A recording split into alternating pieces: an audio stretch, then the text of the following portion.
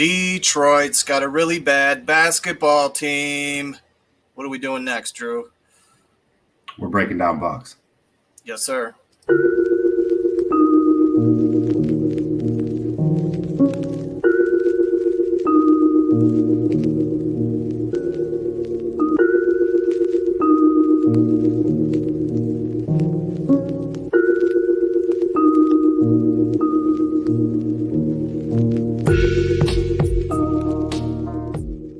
Yes, sir. And the place to be. We're breaking down Bucks versus Pistons Saturday, December 16th, 2023. Drew, what were you looking for tonight? I was looking for exactly what we got tonight. Control from start to finish. Yeah, the Pistons come in. They've lost 22 games in a row, and they're 2-23 overall. The Bucks come in at 17-7, and looking to continue the dominance they had against the Pacers earlier in the week. Drew. Yeah, and they were without Chris, and they were kind of looking at Dame and Giannis to try to take over the game early and control it for them, and yeah, I think they got that. Yeah, Ajax and Beauchamp got the start tonight. Did you like what you saw out of them? Both of them. They both look like they continue to get better. Jackson specifically on the defensive end, and Marjan is evolving on the offense. Yeah, I thought Marjan was good on both sides of the ball. I don't disagree with that, but yeah, he seemed to shoot the ball efficiently, got some steals. Yeah, really liked what I saw from Beauchamp. Maybe that was a result of you running into him at the Nicolay game. I did not run into him. My daughter did see him at the game, which was cool. It's always cool when the players come and support the local programs and come and watch those guys at high school kids. Makes them feel just amazing. So shout out Marjan for being a real good dude. Drew, what do you know about this Pistons squad? I know that they don't shoot it particularly well. I know that they're young. They've got a couple of pieces that on paper look like they should be pretty good. And they're really, really bad. Yeah, I'm not sure what the game plan is there. Very little shooting out there in a league that's dominated by shooting. Yeah, it's confusing because it's not like they do one thing particularly well. So they try to just do a smattering of things that they might be okay at. And that's just a recipe for disaster at this level. And Monty knows that. Monty's got some work to do. That's for sure. I'm not sure if he's been in a situation quite like this before, coming off of that job in Phoenix where they had some talent. It's really a complete rebuild for him. He had a season in Phoenix where they didn't lose a game in November. And then he had a season in Detroit where they didn't win a game in November. I don't know if you can get any more polar opposite than that. Yeah, good point. Good to finally see Dame get it going in the first, though. Hey, yeah, that play the whole first quarter thing looks like it might be starting to pay off, and he's starting to lather up. And then for a guy that is just a role player, AJ Green seems to get a lot of attention on breaking down Bucks. He had a couple shots in the first quarter, but got yet another nickname, the Green Light. Are you with that? I'm going to give it a thumbs up. I'm going to be positive. We'll give that a thumbs up. The Green Light. Why does a guy that's so average have so many nicknames? I don't know. Yeah, so the Bucks win the first quarter. They really dominated 43-20 after one, up 23, more than double them up. And then Bobby really got it going there in the second quarter. Yeah, this is a kind of a get-right stretch for Bobby where he's going to play some teams that don't play a whole lot of defense. And he capitalized on that tonight and looked like he's starting to lock it in with his shot. And if he can start shooting, then he's back to sixth man of the year, Bobby. Yeah, he got a couple offensive rebounds and one putbacks, back-to-back possessions, I believe, in the second. Yeah, Bobby, for as energy driven as he is, he kind of is. He does kind of feed off of his offense, and if his shots are going or he gets a couple easy bunnies, his energy level goes way up. And then, no, he's a self-motivated dude, but when he gets those offensive shots going, that's when he really starts rolling. And Bobby and the rest of the Bucks too seem to make an emphasis on hedging hard. So we got some carryover from the Indiana game, and I like what I see there. Yeah, and again, that's a kind of a contagious thing, right? One guy starts doing it, and then the next guy starts doing it, and then all of a sudden, you can't be the guy that's not. So great to see. I don't know if that's player-driven or coach-driven, but I like to give Griff the benefit of the doubt and assume that he pointed that out to the players and got them to respond to it, and that's a winning formula. And you got to think the Pistons are going to move Bogdanovich by the trade deadline, right? If they can get something decent for him. I don't know that they've got a lot of veteran leadership on that team. So unless they're getting a decent return for him, they might just hold him and say, we need somebody that's going to at least mentor a couple of these players and hope that they work out. Yeah, not a lot of veterans on that group at all. No. And again, that's not really a recipe for winning in the NBA right now. I mean, everybody needs a Udonis Haslem on the bench, right? Yeah, especially a young team that's going through significant losing streaks. Yeah. So there's got to be somebody they can sign at this point. Who are you thinking? Who could help them from a veteran leadership standpoint on the bench? Dwight Howard? Go sign Dwight? No. He's not a leader anymore. He's got too much going on off the court to be a leader. It's not respected in NBA locker rooms anymore. I was thinking Derrick Rose. He already spent some time there and provided veteran leadership, but that's kind of a waste of Derrick Rose's end of his career. No one really comes to mind off the top of my head.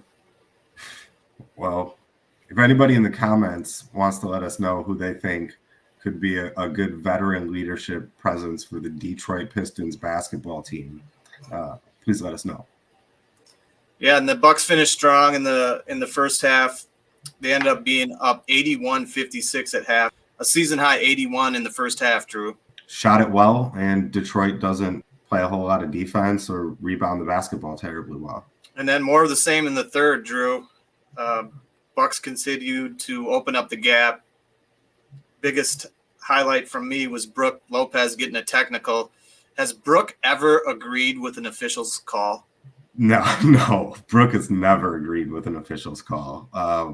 Maybe to his teammates after the game in private, but he likes to complain about the calls quite a bit. And then I really don't have anything else for the third quarter. Do you anything come to mind?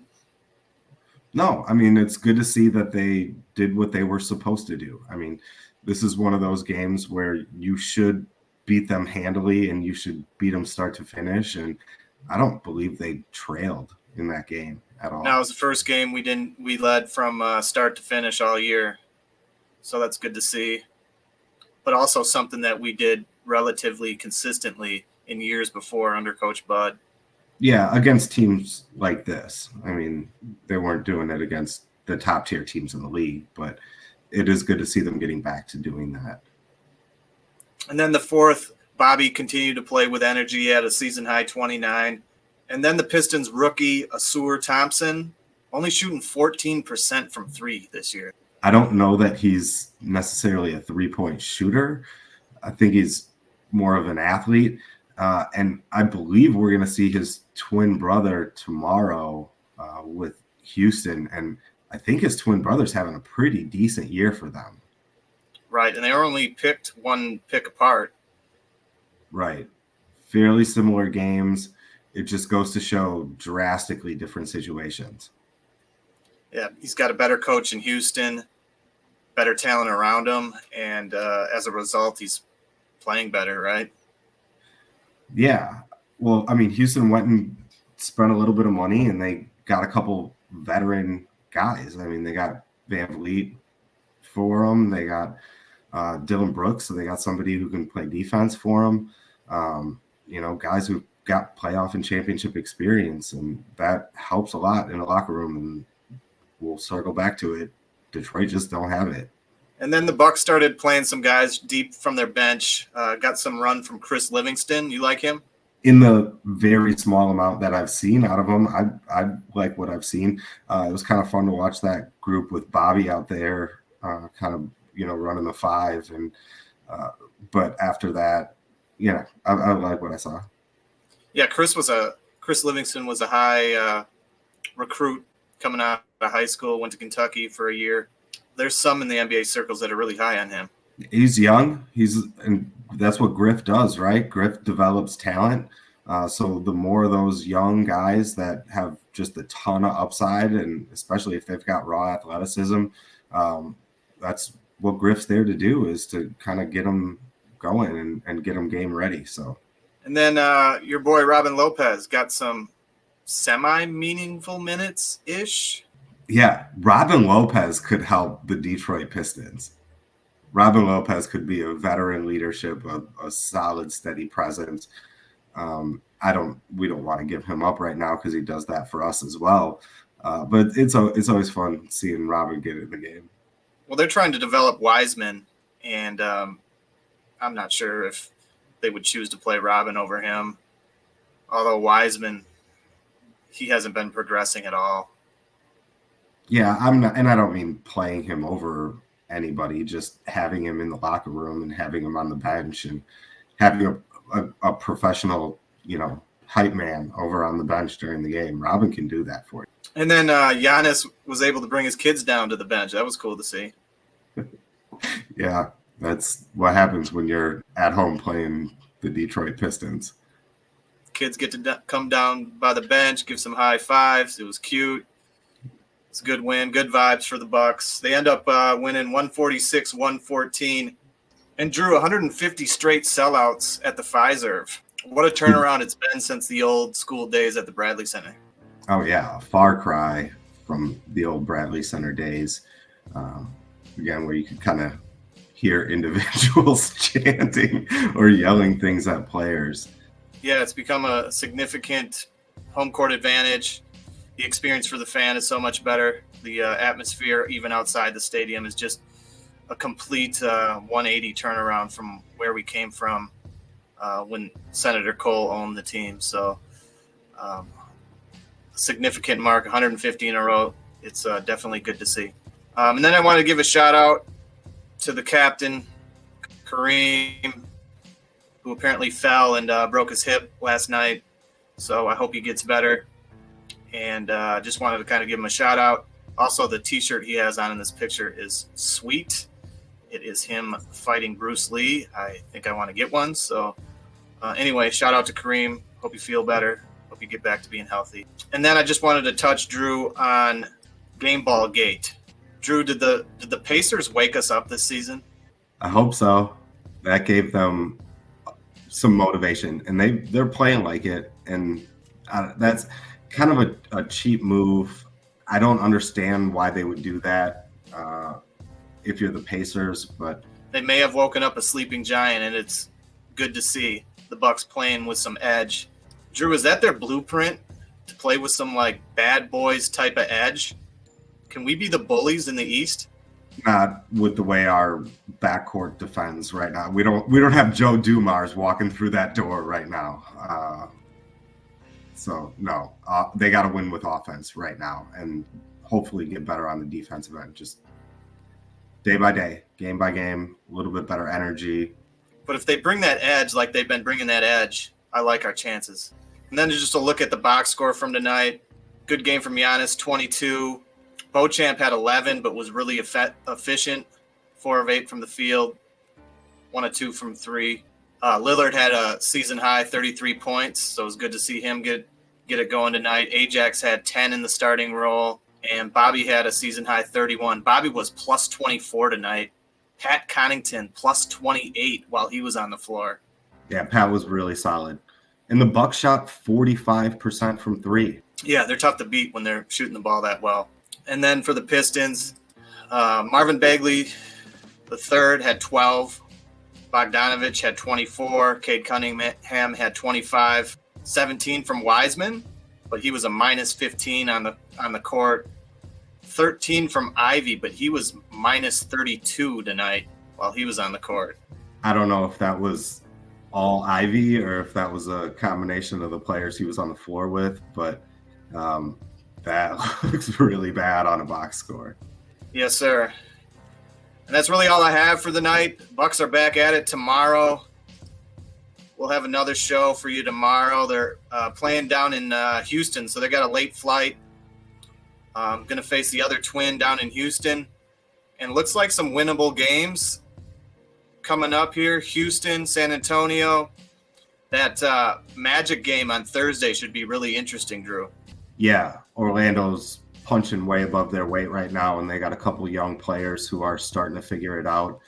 And, don't discount tomorrow. Houston is better. I mean, they're much improved, and they got a couple of veteran players who can play and a good coach, and they're going to be wanting to knock the Bucks off for sure tomorrow. Well, it should be fun tomorrow night versus Houston. We'll see you guys back here then. Please don't forget to like and subscribe. And if you guys have any comments or questions, comment down in the comments section for us. Makes the show a lot better. This is one of the first shows we've done where we've had no comments. Drew, what's up? I don't know. Everybody's slacking on their Mac. And yeah, but anyway, it's Christmas time, man. Everybody's got gift giving anxiety and having to see their family anxiety and travel anxiety. So planes, trains, and automobiles, sir. Well, that's all I got for breaking down Bucks tonight. We'll see you tomorrow night. Deuces.